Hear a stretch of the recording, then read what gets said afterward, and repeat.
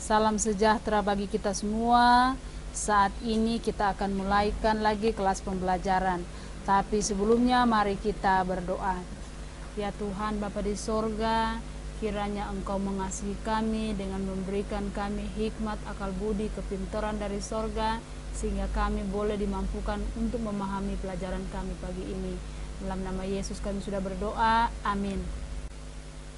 Adik-adik, saat ini kita masuk pada bagian ketiga, yaitu potensi sumber daya alam Indonesia. Adik-adik, sumber daya alam yang dimiliki Indonesia kita dapat kelompokkan menjadi sumber daya udara dan sumber daya tanah, sumber daya air dan sumber daya hutan, serta sumber daya tambang dan sumber daya laut. Kita akan bahas satu persatu. Kita masuk pada potensi sumber daya udara.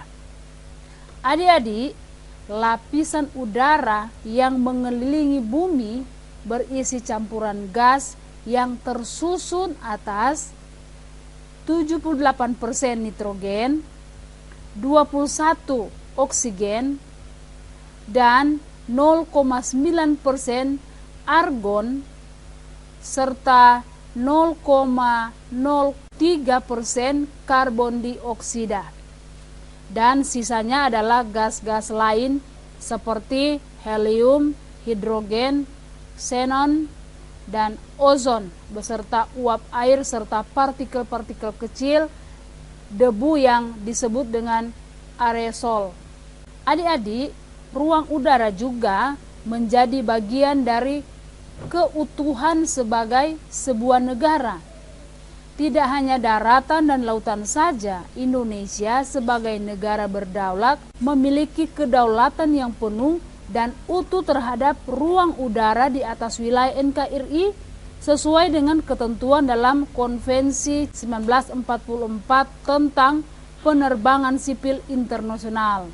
Hal ini dinyatakan dalam pasal 4 Undang-Undang Nomor 15 Tahun 1992 tentang penerbangan dan penjelasannya.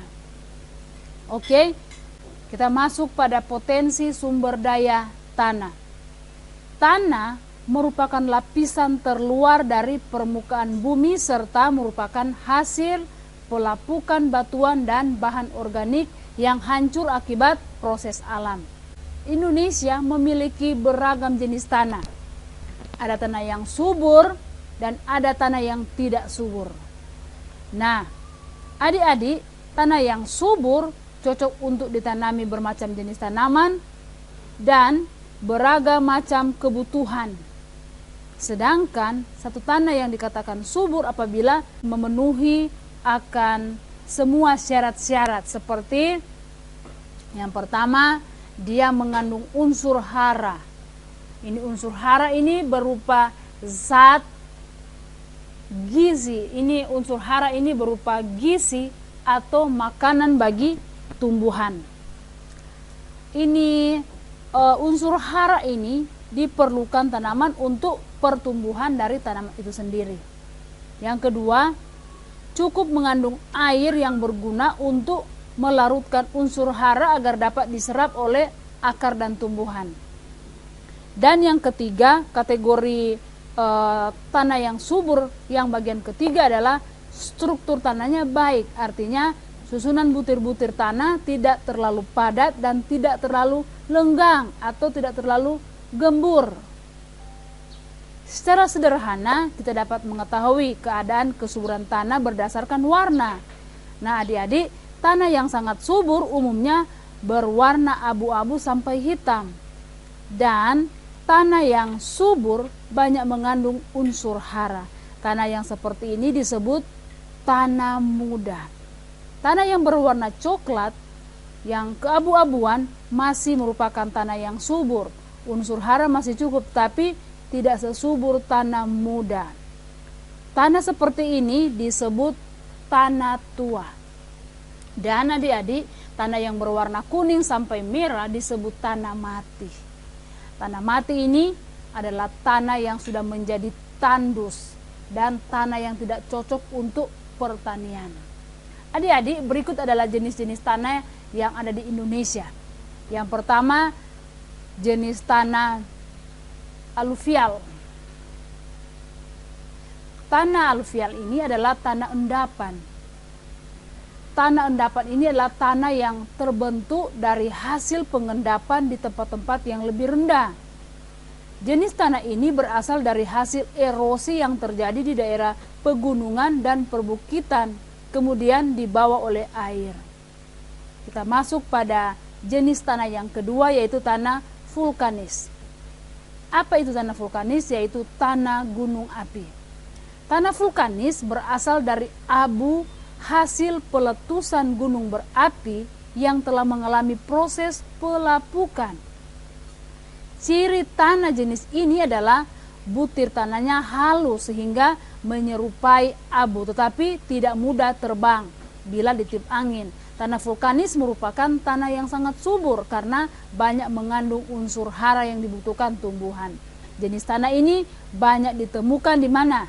Tentunya di lereng-lereng gunung berapi. Kita masuk pada jenis tanah yang ketiga, yaitu tanah organosol atau tanah gambut.